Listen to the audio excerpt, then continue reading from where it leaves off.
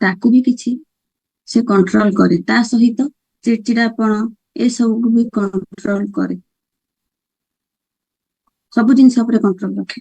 ସକାଳ ବ୍ରେକଫାଷ୍ଟ, କିନ୍ତୁ ଆମେ ଯଦି ସକାଳ ବ୍ରେକଫାଷ୍ଟ, ମୁଁ ଏବେ ଯୋଉ କହିଲି, ଆପଣ କହିବେ ସକାଳ ବ୍ରେକଫାଷ୍ଟ ତ ଆମକୁ କୁହାଯାଇଛି, ତ ମୁଁ ଯାହା ବି ହେଲେ ମତେ ବ୍ରେକଫାଷ୍ଟ କରିବାର ଅଛି। ସେଟା ବି ନୁହେଁ। ସେଥିପାଇଁ ହିଁ ଆମେ ମାନେ ଏ ପରିବାରରେ ଆସିକି ଯୋଡିଛେ, ସୁନ୍ଦର ପରିବେଶରେ ଯୋଡିଛେ, ଯାହା ଫଳରେ କି ଆମକୁ ଗାଇଡଲାଇନ୍ସ ରେ ଖାଇବାର ଅଛି। ଆଚ୍ଛା, ଗାଇଡଲାଇନ୍ସ ଖାଇବାର ଅଛି ମାନେ ସେଥିପାଇଁ ବି ଆମକୁ ଡ୍ୟାନ୍ସ କରିବାର ଅଛି, ନାଇଁ କି? ଡ୍ୟାନ୍ସ ରେ ପରିଣତ କରିବାର ଅଛି। ଖାଲି ଖାଲି ବସିଲେ ହବ କି? ଗୋଟେ ଜାଗାରେ ଆକ୍ସନ କରିବାର ଅଛି, ଡ୍ୟାନ୍ସ କରିବାର ଅଛି। ଗୋଟେ ଜାଗାରେ ବସିକି ତାକୁ କିଛି କଲେ ହବ? କିଛି ହବନି। ଡ୍ୟାନ୍ସ ର ଫୁଲ ଫର୍ମ ବି ମୁଁ ଆପଣଙ୍କୁ କହିବି। ଏତେ ସାରା ଜିନିଷରୁ ଆମେ କେମିତି ସବୁ ଅଣ୍ଡର କଣ୍ଟ୍ରୋଲ ହଉଛେ, କଣ ହଉଛି, ଆ ଉପରେ ବି ଦେଖନ୍ତୁ। ଡ୍ୟାନ୍ସ ହଉଛି DANCE, ଡ୍ୟାନ୍ସ। ଫାଷ୍ଟ ହେଲା D ରେ ହେଲା ଡିସିସନ।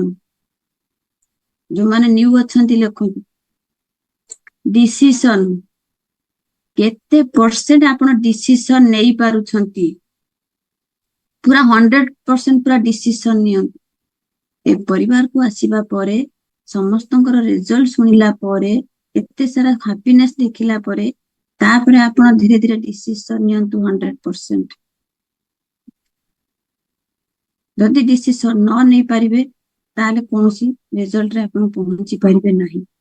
100% ପୁରା ଡିସିସନ। ଏରେ ଆକ୍ସନ ଟୁୱାର୍ଡ ହେଲ୍ଦି ଆକ୍ଟିଭ ଲାଇଫଷ୍ଟାଇଲ। ସେଥିରେ ଆମର ଏକ୍ସରସାଇଜ ସକାଳଠୁ ଚାଲିଛି, 20% ଏକ୍ସରସାଇଜ। ପୁରା ସକାଳ ଆକ୍ଟିଭିଟି, ସକାଳ ଆମେ ଯେତେବେଳେ ଉଠିବା ପରଠାରୁ ଆମର ଗୋଟେ କଣ ହୁଏ ନା, ରୁଟିନ ଷ୍ଟାର୍ଟ ହେଇଯାଏ। ସେ ରୁଟିନ ଯଦି ଆପଣ, ଯୋଉଟା କି ଡେ ସିଡ୍ୟୁଲ, ତାକୁ ଯଦି ଆପଣ ଠିକ ସେ ଡିସିସନ ନେଇକି ତାକୁ ଆପଣ କରିପାରିଲେ, ତ ଆପଣଙ୍କର ସୁନ୍ଦର ଚେଞ୍ଜ ହବ।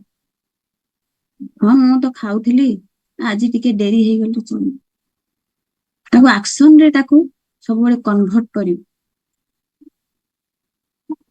ତାପରେ ଏଣ୍ଡ ହେଲା ନ୍ୟୁଟ୍ରିସନ। ଏଠି ଆମେ କଣ କରୁଛେ? ସୁନ୍ଦର ଖାଦ୍ୟ ଖାଉଛେ। ସକାଳ ବ୍ରେକଫାଷ୍ଟ ଯୋଉଟା ହେଇଛି ଆମର, ଏଇଟା ଆମ ଶରୀର ପାଇଁ ନିହାତି ଦରକାର ହଉଛି, ଯୋଉଟା କି ଆମର ଦିନ ଯାକ ସବୁ ଆମକୁ କଣ୍ଟ୍ରୋଲ କରିକି ରଖୁଛି, ସୁନ୍ଦର ଆମ ଶରୀର ପାଇଁ ଚେଞ୍ଜ ଆଣୁଛି। ଏନ୍ ହେଲା ନ୍ୟୁଟ୍ରିସନ, 80% ନ୍ୟୁଟ୍ରିସନ। ତା ସହିତ ଏଜୁକେସନ ରହୁଛି 100%, ମାଇଣ୍ଡ ସେଟ ବି 100%। ଯଦି ମାଇଣ୍ଡ ସେଟ ଆପଣଙ୍କର ନାହିଁ, ତାହେଲେ ଆପଣ ସେ ନ୍ୟୁଟ୍ରିସନ ନବା, ସେ ଏଜୁକେସନ ନବା, ସବୁ କିଛି କାମରେ ଲାଗିବ ନାହିଁ। ମୁଁ ତ ଖାଦ୍ୟ ନଉଛି, ସୁନ୍ଦର ଖାଦ୍ୟ ନଉଛି, ସବୁ ପ୍ରକାର ଖାଦ୍ୟ ନଉଛି, ଏଜୁକେସନ ବି ନଉଛି, କିନ୍ତୁ ବାଧ୍ୟ ଅବସ୍ଥାରେ ସିନିୟର ସାର୍ କି ମୋ କୋଚ ମତେ କହୁଛନ୍ତି ବୋଲି ମୁଁ ବାଧ୍ୟରେ ଏଠି ବସୁଛି, ସବୁ ଏଜୁକେସନ ଶୁଣୁଛି। ଯଦି ମାଇଣ୍ଡ ସେଟ ନାହିଁ, ତ ସେ କୌଣସି କାମରେ ବି ଲାଗିପାରିବ ନାହିଁ। ତେଣୁ ସବୁ ଜିନିଷ ଆମ ପାଇଁ ପୁରା ଭରପୁର ହେଇକି ରହିଛି, ସବୁ ଜିନିଷ। ତା ସହିତ ସି ରେ ହେଲା କମିଟମେଣ୍ଟ ଟୁ କୋଚ ଗାଇଡାନ୍ସ। ଆପଣ ପୁରା କମିଟମେଣ୍ଟ ରୁହନ୍ତୁ, କୋଚ ଗାଇଡାନ୍ସ ପୁରା ଆପଣ ପୁରା ଛାଡି ଦିଅନ୍ତୁ କୋଚ ଉପରେ, ସିନିୟର କୋଚ ସାର୍ ପୁରା କମିଟମେଣ୍ଟ। ସେ ଯାହା କହିବେ ମତେ ସେୟା କରିବାର ଅଛି, ଯାହା କହିବେ। ସିନିୟର କୋଚ ଯାହା ପର୍ସନାଲ ଗାଇଡଲାଇନ୍ସ ଦେବେ ମତେ ମାନିବାର ଅଛି। ଆପଣଙ୍କର କିଛି ଡାଉଟ ରହୁଛି, ଡିସ୍କସନ କରିବେ କୋଚଙ୍କ ସହିତ, ଡେ ସିଡ୍ୟୁଲ ଦେବେ। ଯାହା ଆପଣ କରିକି ଆସିଥିଲେ ଏ ପରିବାରକୁ, ତାକୁ ଭୁଲିଯିବେ। ଏଠି ଆପଣଙ୍କୁ ଯାହା ଆପଣଙ୍କୁ ପୁରା ଗାଇଡ କରାହଉଛି, ତାକୁ କଣ କରିବେ? ପୁରା ମାଇଣ୍ଡରେ ଫିକ୍ସ କରିବେ। ଟାଇମ ଲାଗିବ, କିନ୍ତୁ ସବୁବେଳେ 100% ମାଇଣ୍ଡ ସେଟ ପୁରା ରଖିବେ, ମତେ କରିବାର ଅଛି, ମୁଁ କରିବି, ମୋ ସ୍ୱାସ୍ଥ୍ୟକୁ ସଜାଡିବି। ଏଇଟା ସବୁ ଲାଷ୍ଟରେ ଇଏ ହଉଛି education in system with video Mod.